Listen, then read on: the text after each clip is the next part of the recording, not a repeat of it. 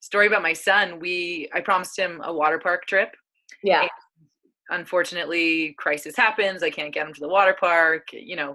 Life happens. And I get home and I know how important it is to make and keep promises with young people. And so I was terrified to break this promise and let him know that it was too late and we couldn't go. And so I did probably the worst thing and I lied to him and I said, "Oh, the water park. I meant the mom water park, this great thing called the mom water park. I used to do it all the time." And he's like, "What's the mom water park?" And it was pouring rain. And I was like, "Well, when it rains, you get in the car and you put goggles on and you just drive around, you stick your head out the window and and he's like, "Sounds awesome." And I was like, "Really?" So we get in the car, we're driving around. He's having the best time ever. Oh my God. I've got goggles on. We're just buying in at this point. It's way cheaper than the water park. And he goes, "My friend would love this. Like, let's go pick up my friend." And I was like, "All right." So we pick up the friend. He's got his goggles. He's like two boys hanging their heads out the window as we drive around the neighborhood.